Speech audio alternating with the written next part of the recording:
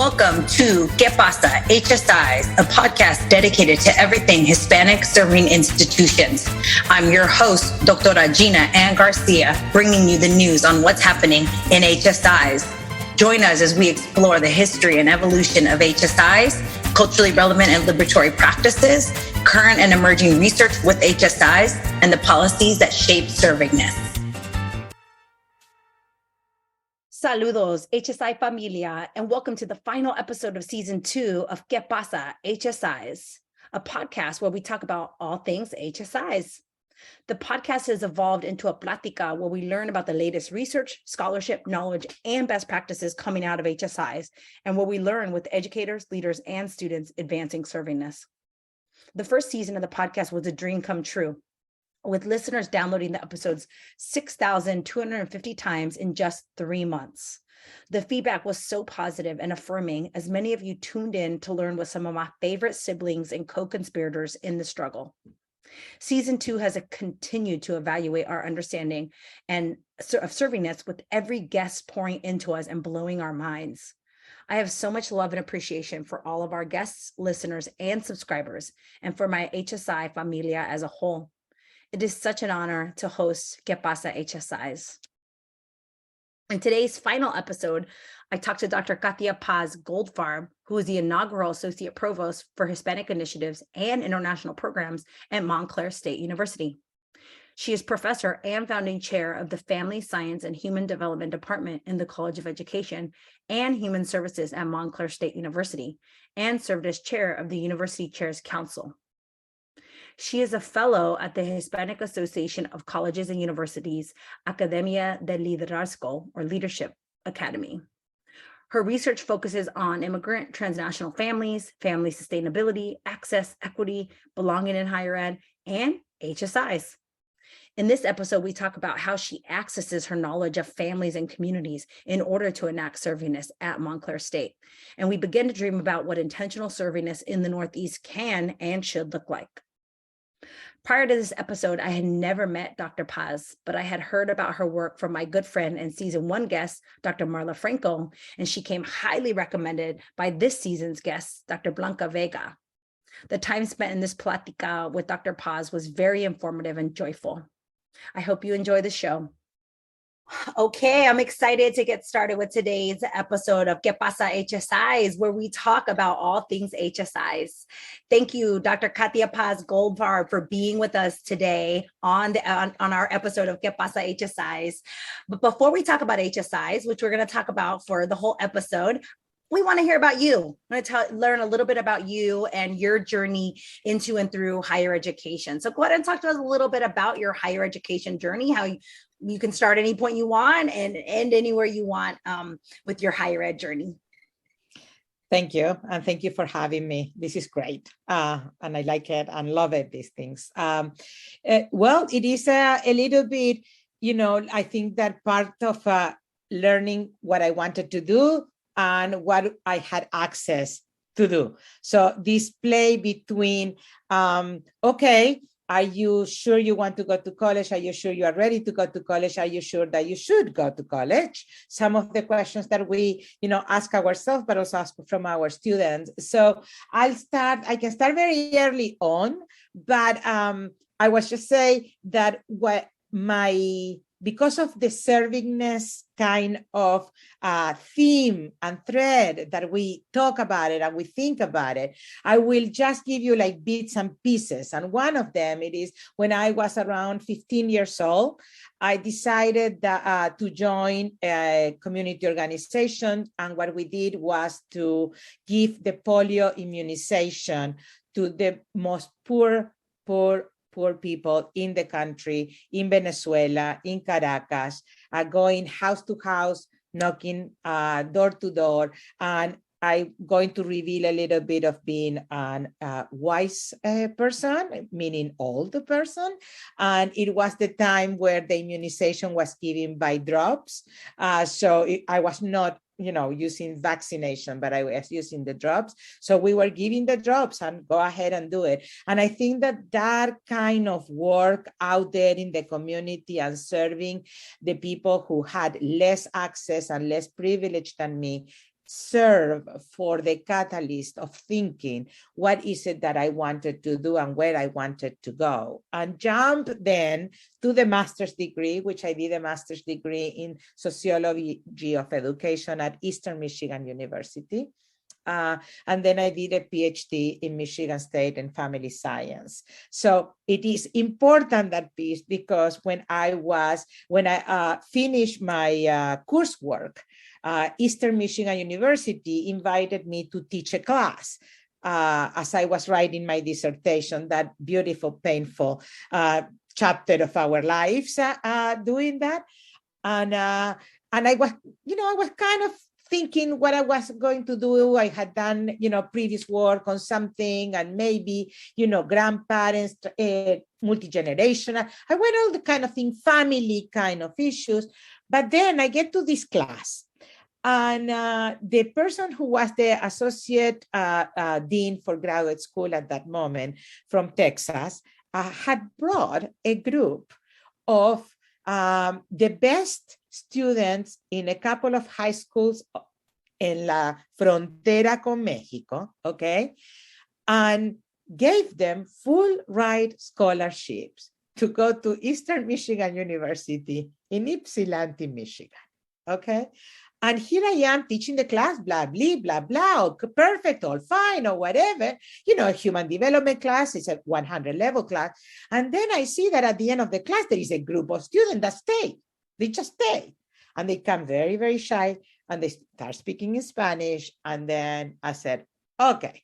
So, we went for a coffee, tea, Coke, Diet Coke for me, and chocolate will be the perfect thing combination.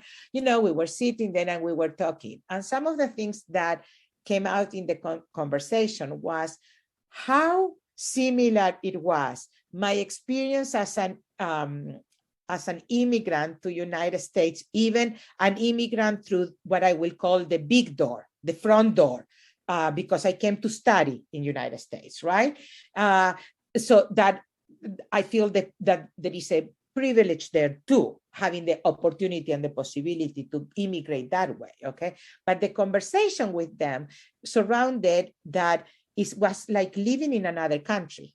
They came from Texas, but it was living like another country, okay? They understood everything, but it was living like another country, okay? So we kept talking about that, and I felt that I wanted to encapsulate and have their stories and their lives, in paper.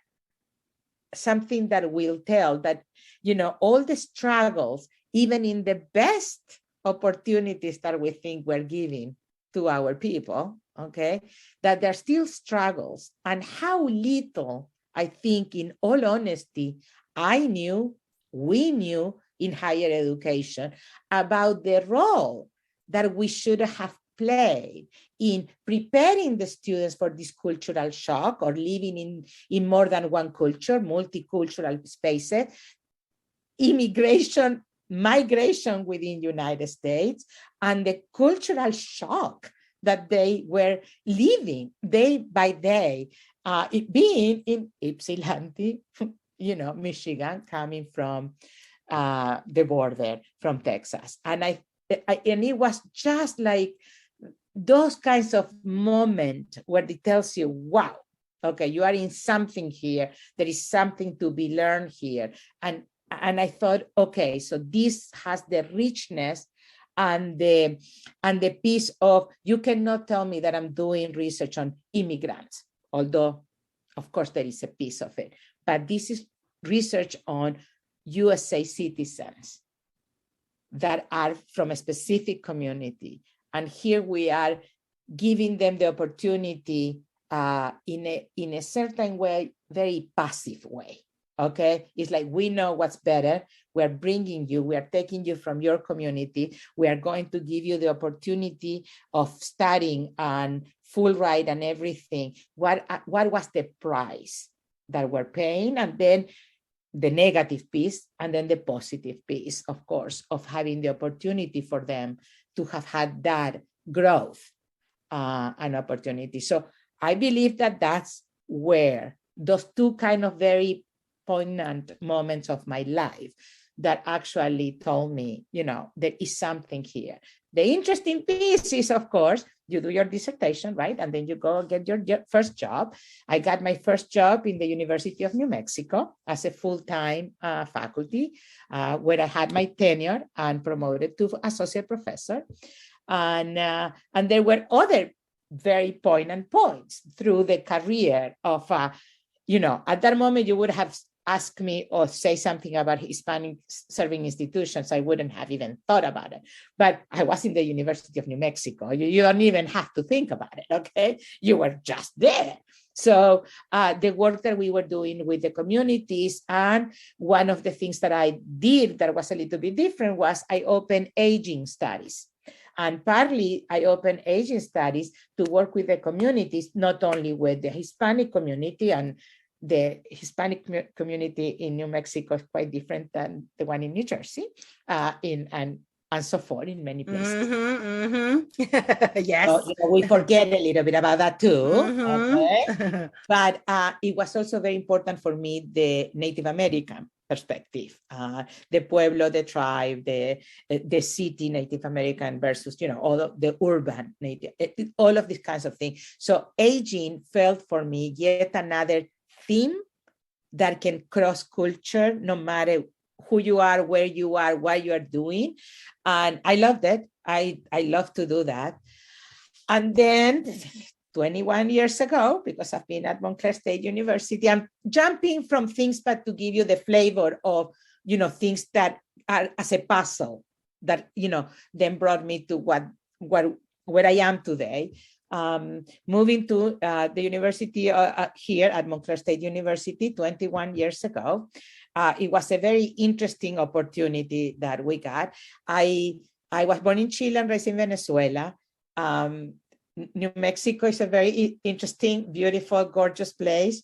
The Latinidad for me is a little bit different than it is in New Mexico, and it's so in terms of experiences and everything. And there were just things that I was craving from, more South America, Central America, but on the type of the more the Caribbean part of it, and also the more, other kinds of things. And we were thinking of, where to go next. As I was thinking of my next step in the career. And this opportunity came about, and it was excellent. I absolutely don't regret it. I do miss, and I have come back to New Mexico and see my friends and colleagues, and I see them in the conferences and things like that. And at the level now that I'm working with HSIs, it has always brought me back full circle to also there. But there was an opportunity here to grow something. And I was very lucky in that Dean believed in me and the provost believed in me, and they let me open a department, which is, wow. Yeah. Doesn't happen. Yes, that's awesome. And I was able to be so I am the inaugural chair of the Family Science and Human Development here at Montclair State University. So we opened the department. And my next goal after that was actually to open a PhD, which we actually did. So we have a PhD in family science and human development. And the piece attached to the PhD is not only for the PhD, it was really more in understanding that if we believe in representation and if we believe in the students seeing in the faculty people that look like them, talk like them, feel like them, live like them, have similar histories and stories like them, then we need to support the PhD work. We need to make sure that we admit to our program people who represent the students that we are teaching. And this was, again, even before the designation of HSI to Montclair State University, but it goes hand in hand with the research that I have done all my life, which is Latino families and schools and Latino families and communities and higher education and issues of equity and inclusion and diversity and social justice. And all of that has been since day one from my research. So in a sense, I've been embedded in that, but obviously from the perspective of my discipline. And this time I was able to not only do discipline, but it's going to the institutional part of it. And yes, and that I said that in 6 years, I wanted to graduate at least 5 Latinas. And before I took this job, that is exactly what I did. And now, of course, there are more. Congratulations. Thank you. That's a huge accomplishment and an important one. Yes, it's the moving the needle. Just a little bit. Just a little bit. There are many needles we need to move, but that's one that I think we haven't been as intentional, I would say. I think that you can hear it now, like the R1 new thing. HSRU Alliance. Yes. That are getting together. And you start hearing it, and there are, grants here and there that, of course, that are producing or are supporting this kind of work. But I think that in institutions like ours is critical, the work that needs to happen in that. So this is how I got here to Montclair State University. Thank you for that story. I love it. I love hearing people's journeys. And it usually completely aligns with the work they're doing. That's the powerful thing, right? And that's why I like to start with that question, because we are who we are from when we're born, from our families, from our communities. We don't go to academia, come into higher ed, become practitioners, faculty, and leave all that behind. Like we bring it. We bring all of it in, and it comes through in every single person's story. So thank you for sharing that. And I connected so much when you talked about your students being from Texas to Michigan and them feeling like it was another country. I'm from California. When I got to Pittsburgh, Pennsylvania, I actually called it another planet. I didn't even say another country. I was like, this is like Mars. It's like, what the heck? Why did they ship me to Mars? Like, this is Mars. Why am I here? So it's real. The migration from even state to state in this country that's a whole department, right? Like the migration between states, because they're so different and getting even more different politically is getting even more divided, more different. You're like, don't get me started. Yeah. That will be a whole other episode. I can go there anytime you give me a call. I go there. But absolutely. I live in 5 different countries and 3 different states in the United States. And it is like living in 8 different countries. Yes. Michigan, New Mexico, and New Jersey. Please, Yeah, absolutely. And I think that speaks to the power, as we get into this, we're going to get into this HSI stuff, dig in deep of the power of doing HSI work regionally, because you're right. The New Mexico HSIs, that's a whole nother thing than New Jersey, than California, than Texas, which is where a lot of our research comes from, right? The Texases and the Californias HSIs are producing a lot of knowledge, but there's so much more. So I'm definitely excited to hear more of your thoughts on that. But let's talk about your servingness journey. What I like to call the servingness journey is like, how did HSI come into your consciousness? Because most people, we didn't think about this always. It was a moment. So tell us a little bit about that journey. Well, and I'm sure that you're going to see yourself, you do your research, right? As good researchers, we know the populations that we're working, and we look at trends, and I'm not going to say that I like statistics, I'm sorry, it's out there for everybody to hear it, okay? But you always speak on it. The good colleagues that they do like to do statistics. Yes. Okay, so that's what I did. Okay, but what I always say I remember I was prior to getting the designation of HSI for the university, I kept doing my research. I mean, I'm a full professor. I certainly will say that I got there for teaching and for service, but also for my research, of course. So, I kept doing research with Latino communities, Latino families. For example, I taught the first class at the university in Spanish in a major for major credit. So not this, let's learn how to speak Spanish or be in a class to learn Spanish. No, this was Familias Latinas en Estados Unidos, okay, taught in Spanish for the major. Well, the first semester, 9. At the end of the 3 years, we had 2 sections of 25 students each. I didn't even have to look at the demographics out there. The demographics were just there in front of my face. The things were changing. Our students were changing. The numbers were changing. Representativity was changing. So I kept, at that moment, I was the chair of the chairs, which is the representing all the chairs of the university with the provost office. And I kept talking with the provost. I saying, look, this is going to change. I know we have like 10% now, but this is increasing. And it goes 10 and 15 and 20. And all of a sudden, 2016 comes up and it says, we are an HSI, which is usually how it goes, right? It is a designation. It's a federal designation. Is not an intentional. I think that there are some institutions now, and we can talk about that at some point too, of why and how, but most of the cases is you went to sleep on Friday and woke up on Monday with 25% of the undergraduate students being from self-identified Latinos. And also we know that that's not the real number, because where there is 25, there is probably about 30. Okay, so just all of that. And I kept talking with the provost, and okay, so we kept talking. And one, I decided to apply to another position within the university and within my college. And the provost called and said, oh, okay, I think we need somebody who knows something about this. It went a little bit nicer, the conversation, but that's the gist of what we talk. And I said, okay, just let me jump into the pool and see if I can swim.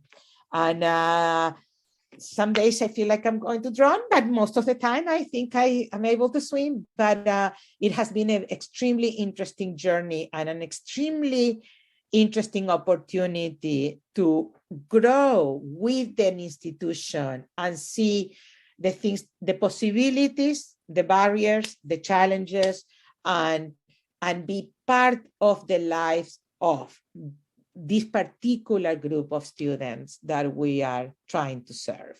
And it's a conscious decision. Many people, I have talked with many people, it is there is a price that we pay also, but it's a conscious decision of I have dedicated all this life and knowledge and practice and work, and I want to see it. I want to see it flourish. And HSI is where my heart is. And the university, I've been able to move within the university in a career that advances my own career as a person and as a scholar, but also as a practitioner, but also the opportunity to say, okay, if you can make a difference, where do you make the difference? What is it that is going to be actually your legacy? How are you going to use the privilege that you have? Because all of us have some privilege, okay? How are you going to use that? And it's a conscious decision. This is how I'm going to use it to serve the community. And then, of course, I hope to have, as we progress in our conversation about, the feelings about the word, service. And I'm sure we will get to that. But at this point and at that point, it was that much. It was very conscious decision of doing that kind of work. Absolutely. You're not the first person to say, well, I was just basically paying attention to the students, right? Like if you pay attention to the population, you would notice they are progressing. And language is, again, not the first person to say it was language. We were teaching Spanish and there were a lot of students that wanted it. Heritage speakers, right? Yes. Heritage speakers. Yes. Not teaching people how to speak Spanish, people that already knew how to speak Spanish, but needed it in their disciplines, yes. Right? Mm-hmm. Which is a powerful thing and something HSIs, hopefully we will get to that point where that's a part of servingness, right? You need to have that. Heritage speakers need to speak languages in their disciplines. Yes. Yeah. Yeah. Yeah. And you did some of that work. So quick question. So University of New Mexico, also an HSI, probably one of the historic ones. So when you were there, did you know they were an HSI too? I can't say yes and no. It's a weird kind of feeling. It's almost like a given, but not, and I think that is part, I will put it in the context of my own development at that moment, right? So that was my first full-time career where tenure was the only thing that was in front of my eyes. I think that, I don't know, if they would have put $1 million gold or whatever in front of my eyes, I probably wouldn't have seen a thing, okay? Because, we were like, okay, you have to publish, you have to teach, you have to do what you have to do to survive this. I have no idea what the heck I'm doing, and I just need to survive, and I want to stay in United States, and this is my way to stay in United States. So if I don't get the visa here, and I don't get the green card, and I don't get the citizenship, and and I think that is important also to talk about that, right? Because sometimes now I can talk, now I can see from historical perspective, from all of those kinds of things. But at that moment, you would have asked me anything beside the article that I needed to read at that moment and finish the grading of the class, and also taking care, by the way, of children that I had and have, and all of those kinds of things. But, who talks about our own families, for God's sake, right? Having family, my parents in Chile, a brother in Venezuela, so, we don't talk about that piece, but, but I do believe, when you ask me, and I need to think about it actually, okay, I do believe that for me it was a given, meaning I applied only to the University of New Mexico, and I got the position because it's what I wanted. Now, you ask me if I really knew HSI as a designation. I think that I have to say no, but I don't know if in the constellation of my thinking, I was thinking of anything else. I probably didn't know HSI as a designation, but I knew what the University of New Mexico stands for. And that is where I wanted to work with. So it's interesting just to have the question, because you're like, nah, maybe yeah, maybe not. But why is not coming to my brain right away an answer of yes and no? It's kind of interesting. I'm going to have to think about that one. Yeah. But it's powerful. It's powerful to think about it like that. Well, and something I say a lot is like, with that, if we didn't have the federal designation, you would still be an HSI. There you go. Right? There you go. If you have 60%, which I assume University of New Mexico has a very high number like that, right? Like 50, 60%, a lot of HSIs do. You're still an HSI. It doesn't matter if you have a designation, if you have grant money, nothing, right? Yeah. You're a part of an alliance. None of that matters. You're still serving Latino students. Exactly. So, do you need anybody else to tell you? Right. That you should be doing that? That you should be doing that. No. We should. Yeah. Yes. Yeah. Yeah. So yeah, there's some of that. And then there's some of that, the historic sort of HSIs I like to think of. That's a whole nother like research study one day I'll do, is like those historic. One day I'm going to talk about the tia HSIs versus like the new, like the primas, right? Like there's the family of HSIs. Yes. Right? Those would be the tias, right? Those are the elders that are like, the elders kind of what. It's kind of what they just do, HSI. So that's a whole nother research study we might have to work on. It's okay. It's okay. I think that you're young enough to do it. I will support you, but yes, absolutely. I'm getting wise though. I'm getting wise. I like that word. I'm getting kind of wise. Yeah. Wise, not old, just wise. No. Coloring the hair works, Yeah. Okay, well, let's talk about your position then. So you are the inaugural Associate Provost for Hispanic Initiatives and International Programs. You talked to us a little bit about how that role came about, but for those listening who are thinking of launching something like this at that high level, right? Provost level is really important as far as a leadership role. Talk to us a little bit more about that, about how important it is to sit at that high level, and then any sort of like programs or initiatives you've launched that we can learn with you, things you've done, right, as part of this position. Okay, so yes, it has been very interesting. So I'm going to start with actually the first part of the title, okay? Because the second part of the title, and I don't want it to be dismissed because there is a piece of it too in there, the international piece of my title, it just came about a year ago. So the first part of my title is the inaugural piece, and it is the something that we never had at our institution. And all of a sudden there is now a face, a name, and a title, and an office that for good or for bad, okay, and we exist. And I think that is very interesting. So when I started with this position, when it is inaugural, you know, it's not that you can go to the files or the different folders in the computer and just say, well, okay, maybe if I continue this, or if I do that, or if I do, you know, it was a very interesting kind of progress, development, and looking and introspect as well as learning more. So what I did is I started talking with a lot of people. Okay, they knew me. I have been here at the university for a long time. So people knew me as the faculty, the chair, the head of the PhD, all these kinds of things. But it was an interesting piece to get to know me from a very different perspective. So started slowly in understanding what is it that I can do when you are a one-person show. So a one, you know, I'm going to say it again, only one person, not administrative support, no staff, no anything, okay? And but I knew from the get-going the importance of this position, and even stronger, the importance of this position at the academic affair part of the university.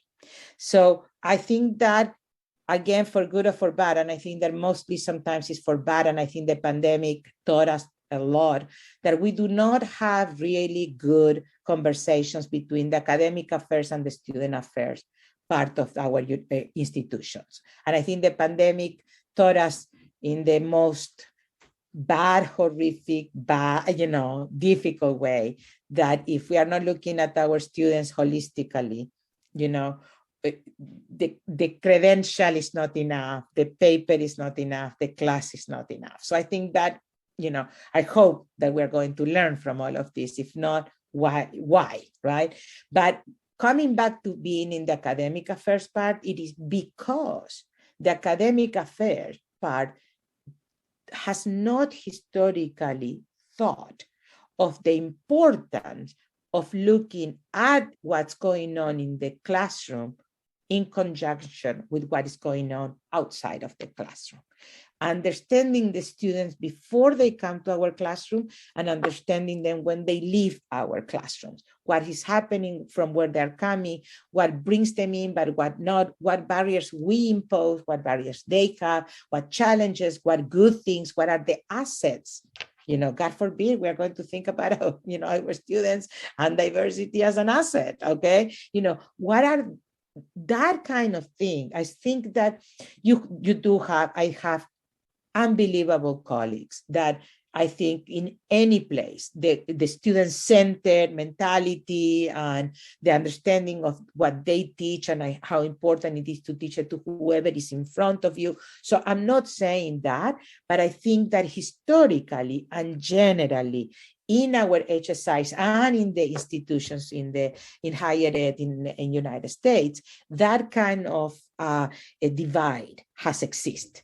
So being from the academic and being an academic myself, and people knowing that I went through the ranks of assistant, associate, and full, okay, gives me a presentation where they can say, okay, so this woman has done what I have done. Okay, let's hear it a little bit. And so I find that conversation, especially with faculty, it is critical, and administrators, okay? I believe that a lot of time the staff is a little bit more in tune with what's going on. So there is that kind of work that happens at institutions, and why it is important. It doesn't necessarily need to be solely in the academic affair part, but I think that not having the academic affair part is a misservice to the students, as it is our, focus, but also as an institution too. There is a vocabulary, a learning and understanding, and talking about research and talking about best practices and talking about what we know that should be in conjunction with services, which is usually how we have thought about the grants and the work that HSIs does, okay? And that type of service. So where is the academic affair part of the service? And if we don't have a person, and I'm not saying it needs to be Katia in every single institution in the United States, okay?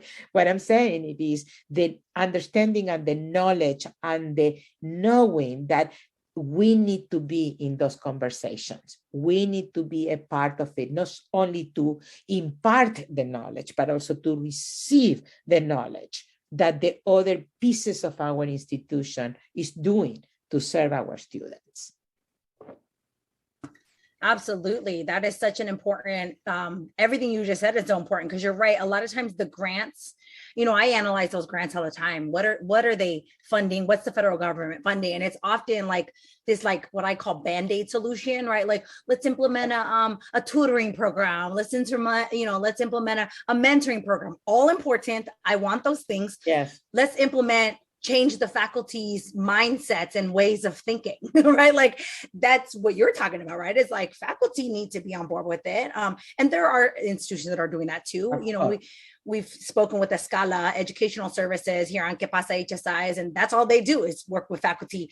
And that's basically what they talk about in their episode is changing faculty mindsets, right? Like you've got to change faculty mindsets because students have to interact with them before they even go to a mentoring program or a tutoring or whatever. Again, all important things, but there's layers to it. So thank you for saying that, because I agree. I think that the fact that you've gone up through the faculty ranks and can speak to faculty, it matters. Yeah, that they want to they're going to listen to you. Yeah, and the work can not be done alone is, but I think that most of the time we have left that piece out. So I think that it is important. The diversity, equity, and inclusion work is sometimes done in the other side, right? It's not done in this side. So that kind of academic affairs needs to be involved on every single piece. But and you had asked me some of the initiatives and some of the programs. So for example, one of them, and we were talking a little bit about it earlier in terms of teaching in Spanish major classes.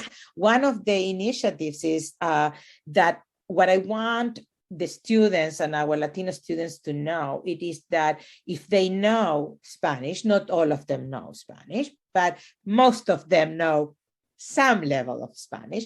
They even may not feel or define themselves as bilingual, but they are, okay? I always say, how do you call your abuela? Abuela. I say, okay, so you are bilingual, okay? But it's like, that kind of, when we were talking before about understanding yourself, but not knowing everything, all those kinds of pieces. So I talk about it with the students about that. And what I said, it is that all of that is an asset. It's an asset. Where we are going right now in the United States, the economic, let's not talk about any social justice or real work, economically speaking, where we are going and the population and the raise of the numbers of our Latino people in the United States, we are a force. We're a financial force, an economic force. I said, but you have an asset that many others do not have. And it's your bilingualism or trilingualism or multilingualism. And I said, okay, what you probably have is the Spanish that you speak in the house, that you speak on the street, that you speak with your community, when you speak with your friends. That is the Spanish that you have. What I want is for you to have the Spanish of the profession. So when somebody asks, are you bilingual? Not only that you can have a conversation in Spanish about the weather, the life, the family, the all beautiful and gorgeous thing. It is that you can also talk about the knowledge that we have in Spanish. So there is the class that I was talking about it earlier. There is Economic 101 in Spanish. There is Spanish for health professionals. There is Reportando las Noticias. There is Diplomacy, a class in political science that is on diplomacy. There are 2 classes taught in Spanish. And here and there, they come up with other things that are in majors, okay? And slowly getting that. But to do that, you have to have the faculty that can do it. So that's a very critical point. And that goes to the PhD talk that we had earlier, and it goes to representation, and it also goes to, having the faculty that can do that kind of work, or at least get the adjunct faculty that can do that work. But the importance of that in writing, for example, in the Department of Writing, understanding the needs for our people that work on that they have perfect English, okay? But when you see it in writing, you know that there is another language in the background there moving, okay? And that's very different than the traditional English as a second language kind of thing. Our groups are very, very diverse, and they have diverse places and positions where they are. So faculty who teach them, they need to know so that you can meet them where they are and advance them and support them to move forward in the journey, but also seeing themselves as, a great person and a successful student, and bringing the whole person into the space of learning instead of just a piece of your identity. Absolutely. All that is so important. It's making me think too about, like you're talking about the faculty, bringing in more faculty at an HSI that can do this kind of work. I love the language focus like that. I mean, yeah, we need multilingual speakers that know how to be public health, servants and mental health workers. And you mentioned, news, right? Media, politics. We need multilingual folks and all that, but the faculty need to be able to do that. And the conversation generally is about within HSIs is more faculty of color, which I agree. We need more faculty of color, but that it's kind of like period. We're not saying people who can also speak multiple languages, which right. might not be faculty of color. White people speak multiple languages too, right? Like there's, yeah. It's complex, right? It's complex. Yeah. People who are committed to equity and justice and social justice, things you've mentioned, that's not always included, right? It's like people of color, period. Important, but also it's much more complex than that. So thank you for speaking on that, because there's layers to this as far as bringing in the faculty that can do the work at HSIs. Yes, the kind of work that we need. Yes. Awesome. So let's talk a little bit about challenges, because there's no HSI with no challenges. That might be a whole nother episode too, but I was going to say, I think that I haven't heard it from any of my colleagues in any HSI where they will say, oh, this is a piece of work, no problem, no issue. Oh, this is so slow, and so I'm not slow, so nice and easy and smooth and everything. I think that we have some of the issues that other institutions will have that are not necessarily HSI, but if we are talking specific to HSI, and also like we kind of were talking a little bit before too, it is very different an HSI in Florida that it is here in New Jersey, that it is in New York, that it is in Arizona, that it is in Texas, that it is in California, okay? These are different. So I'm going to talk a little bit more about some of the things that we see here, I think, but I think that they are nationwide in many spaces. One of the biggest pieces for me, it is that it is a designation. It's not an intentional thinking of being. Okay, so we get a lot of the comparisons with HBCUs, the historical Black colleges and universities, that were initiated, started, rightly so. I'm not talking about the history of that, but that they were created with a very specific goal in mind and in practice. I think HSIs didn't. Okay, I think that the majority is what I said before. It was a change in the population, in the local population. Finally, Latinos started to see themselves as part of going to school and going to college. So it's not that we didn't have them before, or they did, or this or that, but we were actually making quite a bit of a change in K-12. And we can go talk about that one too in a minute too. But by numbers, right? By numbers, by moving, by looking at the map of the HSIs, you start seeing like these dots that are crawling north, middle, getting away a little bit from the coasts that was, the usual numbers, big numbers. And this is a fact. We are part of the United States. We live everywhere in the United States. If we look at the emerging HSIs, there it goes. I think that there is one state that doesn't have an HSI or something like that, if I remember correctly. And that by itself is a big issue, because there is in the process of development and the process of changing, the other pieces of the institutions may not cut up with that. So you keep teaching the students that you saw 5 years ago, 10 years ago in your classroom. So when is the moment where you realize as an institution that what we have been doing, although it's obviously not bad because we have been able to, and at Montclair State University, it's a good story, okay? Our average in terms of retaining and graduating are higher than the national average.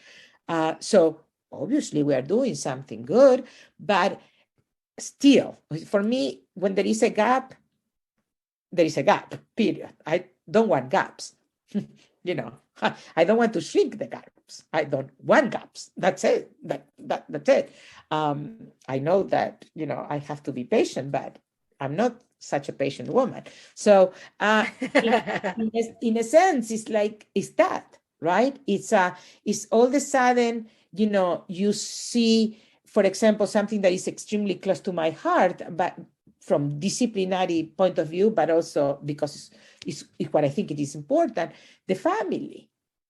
Okay, so in higher education, we talk about the families, and we are usually between us are laughing about the helicopter parents, and oh God, they're in there all the time, and they think they know everything, and and we have the parents that ask those questions, and the family members that ask those questions because they know what they're asking, and they're comparing colleges. But our students, and for example, for us at Montclair State University, a large number of them come from first generation. These are first generation college students. So it's not that the families are not intelligent. On the contrary, they have pushed education as a mobility, as a social mobility, and as an economic mobility all the time. That is partly the immigration part of it, because also not all Latinos, Hispanic in the United States are immigrants. The border has moved, okay, too. So we will leave that for another podcast too. But in the big young group that we have family member parents that either they didn't themselves finish high school, or they finished high school, or even went to a college outside United States. The experience is totally different. I always talk about the first time as a PhD with a child that I needed to think about FAFSA. And people, the school counselor kept talking about FAFSA. And I kept thinking, what the heck is this this person talking about? I didn't go through FAFSA. I came as a, as an international student. I didn't come as a, I didn't, grow up in the system here. I had no idea. FAFSA.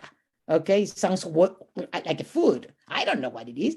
¿Qué es eso, FAFSA? Exacto. And it's like, okay, so if I don't know, a lot of other people do not know. How do you get the information? How do you find out? How do we open it? In what language we are opening it? Okay. Are we reaching our communities? And we know that in our communities, the going to college is a family decision.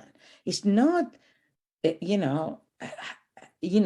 has a lot of connotation and impacts to the family, especially I'm talking to the families that are, with first generation students in college. Okay. There is, of course, there is a middle class and upper class, and there is, I'm not going to, but in our students, what I see, the servingness and where we need to go. It is, the people who know how to deal with the system, they will know how to deal with the system. The people who don't, well, where is the access and the equity in that sense? So that is what I think that, while all of this was happening, and these are the population that we are getting, and we're getting first generation that are not necessarily Latinos either, okay, but they're still first generation. Our incoming class is 40% first generation and 40% self-identified Latinos. So that's a huge number,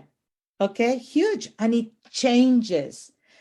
It changes everything. It changes the way we teach, what we can expect in classes, how we need to support them, what we need to do, and how we need to bring the families so they can be our partners in supporting the success of the students, in supporting the sacrifice that a lot of them have made to get here and to do this and to finish it as soon as possible with the least financial depth that you can. Plus the classes, plus the studies, plus the everything else. So I think that those are challenges that HSIs have that were, with all the knowledge that we may have and everything, I think that it cut people without understanding it, and in some places it is because we were talking too much about the enrolling part and not what was going to happen after. Let's bring them in, let's bring them in, let's bring them in. And then it's like, okay, you bring them in. Do you want them to succeed? So if you want them to succeed, then what is it that you need to do for them to succeed and for them to belong in the institution that they are at? Absolutely. So that gets into my question I was going to ask you about, like, from your own research with families, right? And Latino families, Latinx families, what can we learn about servingness? Because there's very little written about families and servingness together. Although, I don't know all the HSI research, but I haven't come across a lot of it. Rebecca Covarrubias in UC Santa Cruz, she's doing some of that work. But I don't know a lot. So what can we learn from your research, your scholarship about family engagement that we can bring into HSIs? I love the question because it's almost like coming full circle because I'm now starting to think about an institutional program for family engagement, especially first generation Latinos community. So it's interesting because it's what you have been doing, and now you have to kind of start thinking it in a more broad and also institutional level, which is what I love from the position, right? I was able to kind of try some things, and then now I can see that, but also there is some research about it. But one of the especially things that I noticed from the get-going when I started with my research, my first publications and research were the relationship between parents, school, in Latino communities in a port of entry in the city of New Mexico, in Albuquerque, in the city of Albuquerque, okay? So this was an elementary school that it was a full service school, meaning that in the school, they had a social work, health work, public health, English as a second language, all kinds of, community organizations, all kinds of things. So very interesting, very grassroots kind of work that was done in that school. And it was, of course, of interest to me, but it was the port of entry for the city, for immigrants, especially without the documentation that that the country would like them to have.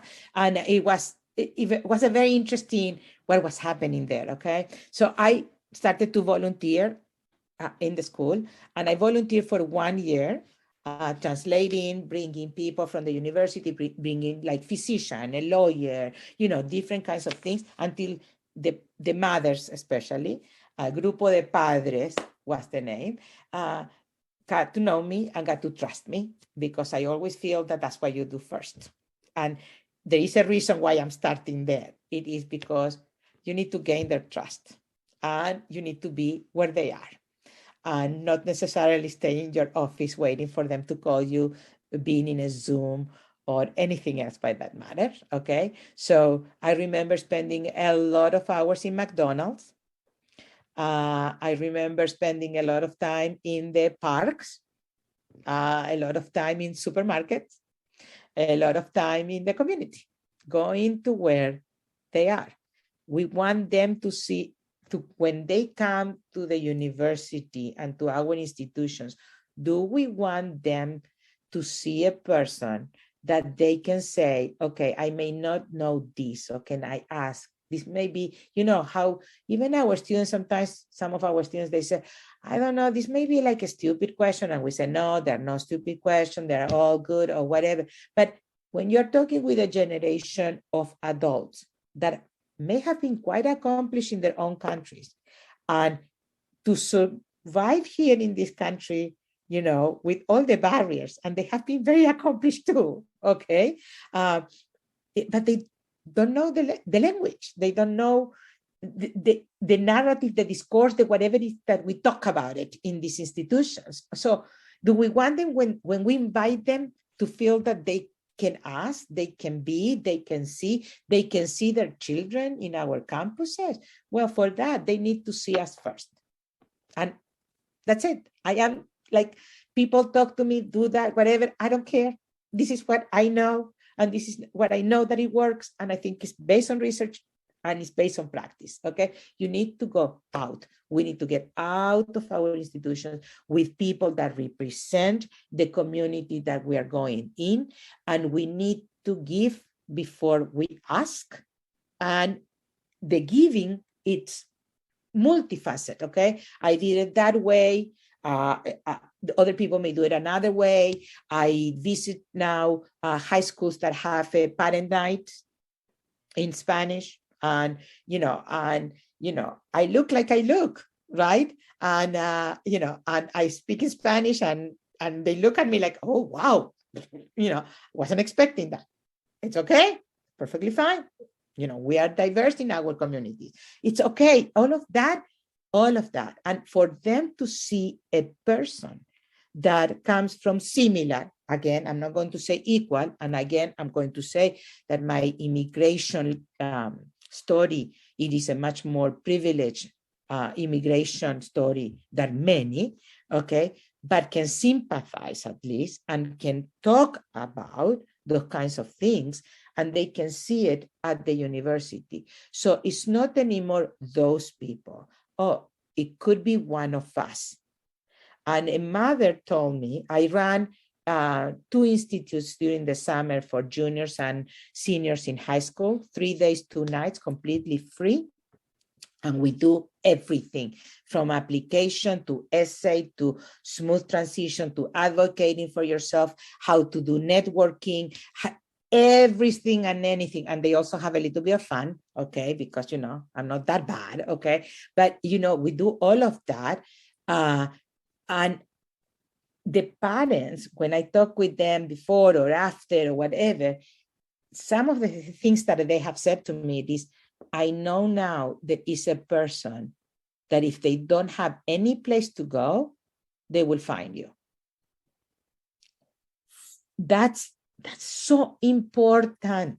That is so important. We go back to representation. We go back to, being part of understanding that. They are not asking, give my child an A, pay for everything, the usual things that whatever. No, what they are asking it is, if my child is in a crisis, if we do not know where to go, is it going to be a person, an office, a space where they can go because there is something in Spanish written, because there is something that says Latino, because something that says Hispanic, and they can feel like, okay, they will understand me.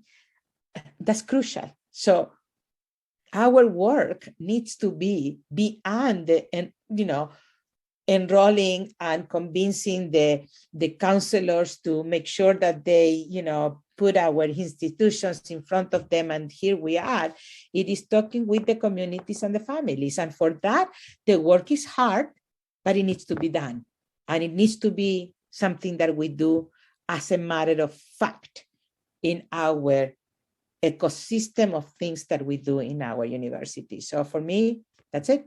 It's the critical piece, because also that in the whole process, there are so many pieces that are going to happen. So we know from research, for example, and from practice too, that there is this world kind of movement, okay, for some of our students, especially again, first generation, that they feel like they live in very different worlds when they come to campus, and then when they go back to their houses and their families. So you have the issues that are, well, your friends thinks that you know too much, the ones that didn't go to college.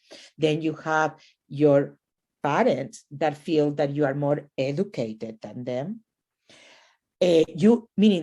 And those are more on the difficult challenge part of it. There are good pieces of it, okay? It is the parents that tell everybody from the third floor to down, okay, have a child get an A, whatever. And you are also embarrassed, and people look at you and whatever, but the proudness and the feeling and the happiness of seeing your child advancing, and you thinking, I made sacrifices, and this is why I made the sacrifices, okay? You can see it, you can feel it, and you can be there. So, but we know things happen. So if we don't work with the families, then we heighten that division. We heighten that issue for our own students. So now we are adding pieces to their day-to-day work that they need to do that doesn't have anything at this second to be with, me studying or not studying enough for a test or participating in class. It is that they are dreading or feeling bad or whatever on something that, first of all, they have no control over. And also it is something that they were pushed to do. And then now, should I, enjoy this too much? No. How can I explain that I would like to stay, for these 3-4 events at the university and not go back home and have dinner with them? I cannot take care of my young sibling. I cannot work 40 hours. All of those pieces, okay, are critical pieces for our students and for our Latino students. And then if we don't work with the families and when try to see it, look at the short and the long range and look at what you were the one who got this student here. You, not us, you did. But how do we have that conversation so they can feel part of the process and they can feel part of the, of all of this as if they were they own themselves going through. And that's what I think the work with families is critical. Absolutely. Oh, and I love that you talked about just going out to the communities, like that piece, because as universities, we do what we do, right? And so we're like, let's create a program and we'll have this program and it'll be in Spanish. Ooh, innovative. And we'll invite the families and we think that they're going to show up. Families are like, no. I've never been invited to that campus. I have to pay for parking. Why would I pay for parking to go to this place that I've never been invited to before? Right? Like all these layers of like, the university's never been welcoming to students, let alone families, right? Like the idea of taking our engagement into the communities. I have a colleague who has done a study here in Pittsburgh with our emerging Latino population at a soccer field, right? Yeah. And that's powerful, right? You want to find the Latino families in an emerging community? Yeah, that's where you go. Soccer field might be a good place to start. Absolutely right. And the whole family. Call it football, but yeah, okay, yes. Exactly, exactly. But, yes. But like the idea that like we need to rethink our models of servingness. Servingness cannot be, oh, let's create a family program and it'll be in Spanish, as if that's super innovative. It's not when you're thinking about, everything you talked about is driven by your own research with families.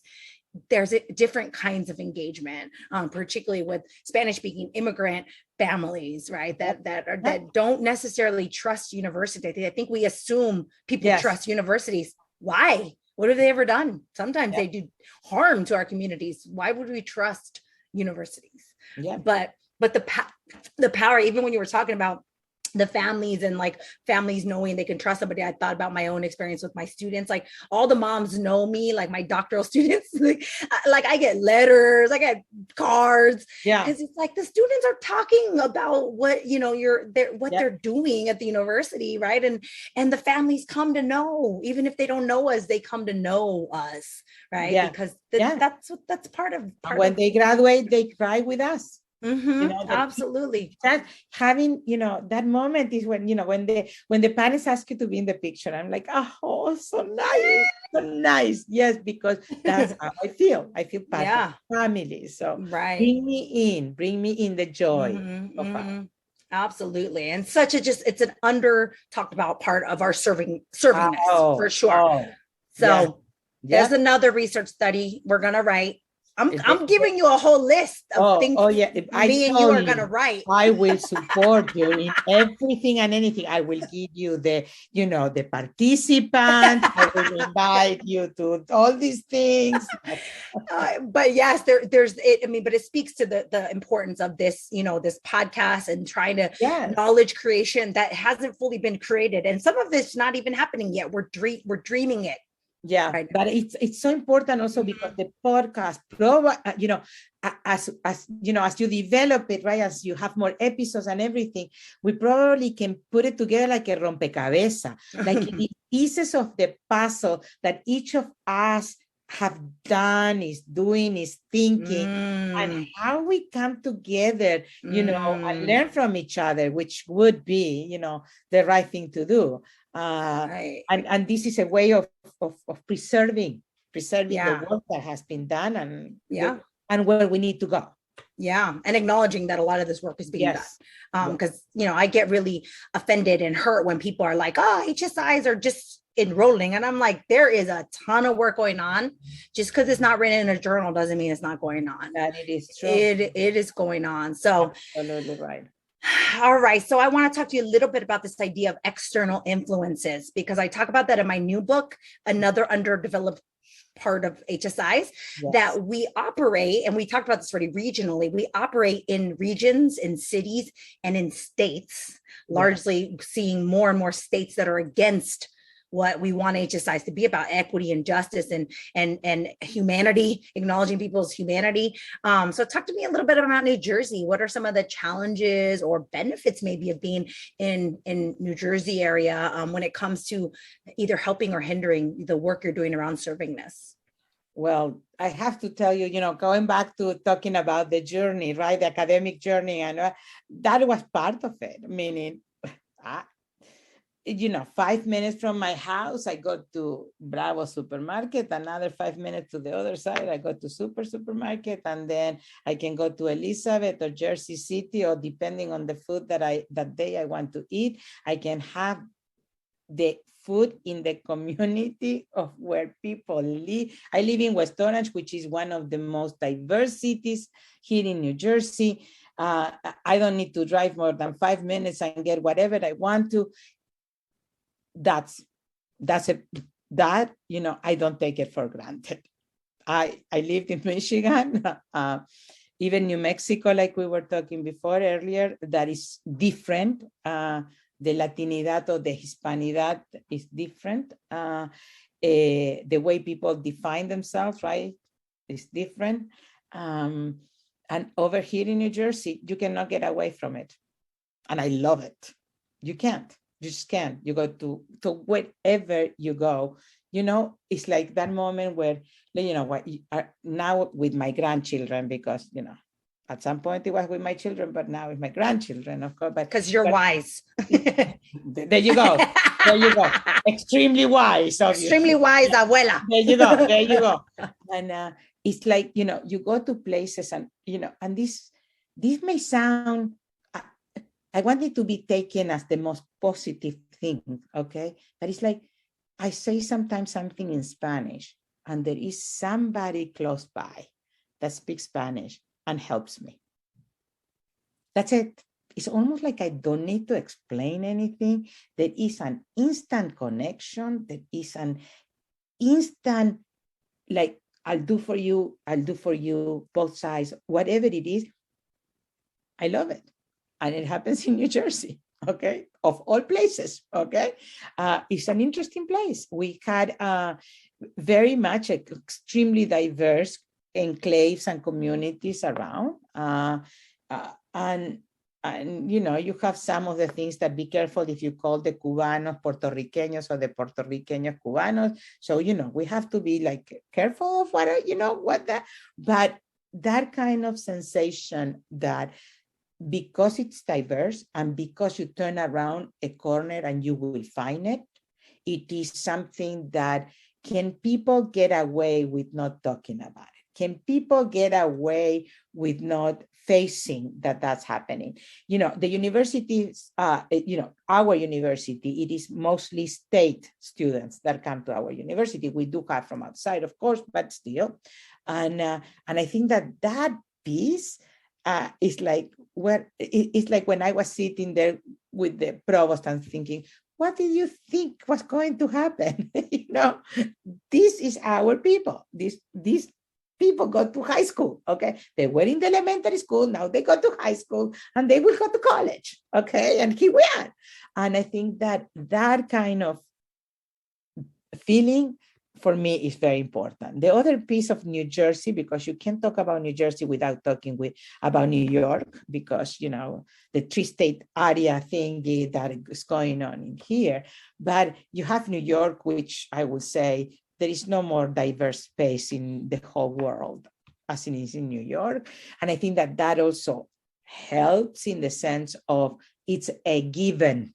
It's not anything else but a given, so you cannot get away from it. So what I have tried in the work was to actually make sure that I get connected with at the political government level, or for example, the Hispanic Chamber of Commerce level, okay, as well as the very strong corporations that we have.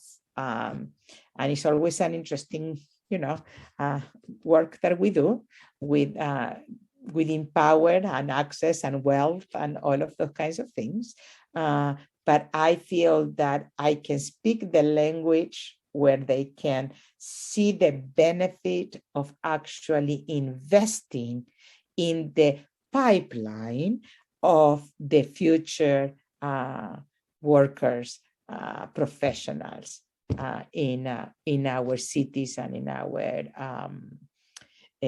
groups and every state that needs to happen. So I think that we have, senators and congresswomen and congressmen that are Latinos. So that also, of course, helps. So we have representation. We have very strong women work that is done at the government space, and the thing is to how you meet them, because as academics, like we were talking before, is when I talk about getting out of the four walls of the institution, to reach out for families. The work that needs to be done with the communities in terms of, corporations, organizations, as well as government, and everything else is also the same thing. We need to go out. They need to see us. They need to learn what we see every day and how we need to work together, and how the stronger of course, schools, of course, but the stronger higher education means stronger workforce. And sometimes that's the vocabulary that we use, although we would like to use a much more, theoretical conversation. But the truth is that we need to be able to translate that theoretical and that academic thing that happens in university to the people that are going to have to receive our students, but also how we convince them to open the access to what they can offer. And it's not a small thing. We do not have, our numbers are not out there, okay? The access to internships, the possibility even to get an internship, but also the possibility of taking an internship. How many internships that we have that are unpaid, and we're asking our students that need to contribute to their families to take a whole summer without pay when it is the full-time work that they have. It's the conversation needs to happen in all of those spaces. And we need to be the ones who translate that, and we bring them in as well as we go out there. So I found that in many spaces in New Jersey, I don't need to explain myself very much. And actually, interesting enough, but I think it's not interesting because we know the research, okay? It is that we have the commodity. Our students are the commodity, okay? People that understand what's going on in the financial and, business and, service industries and everything else, they know, okay? And they know what they need. And so where are they, okay? And so the question is how we work it out that the benefit is for our students. So fine, I buy it. You need our students. Okay, how are we going to do it? Do you have paid internships? Will you be, coming to the university and have recruiters at the university? Will you have sessions where you explain how to present yourself for this particular set of things, the best that you can do, so you can know what to say, what to do, how to behave? And even when we go through all the conversation about don't lose yourself and whoever you are is important enough and everything else, we need to walk a very important line in helping our students understand that there are words where there are sometimes pieces of us are going to have to be there, but not the same way. And do we know how to work within that system to get there, to be part of the inside so we can change the system to where we want to go? And that kind of work takes a long time and takes a very intentional way of doing it. But it also needs to be that you go out there and say, this is what I have, but what is it that you have for me to give me? So I find that particularly the state of New Jersey, it's been okay. It's fine.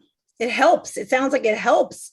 Yeah. Anyone that's listening in from like Idaho or Indiana or the middle, they're kind of jealous right now because you just described an important piece of the servingness, which is the external environment.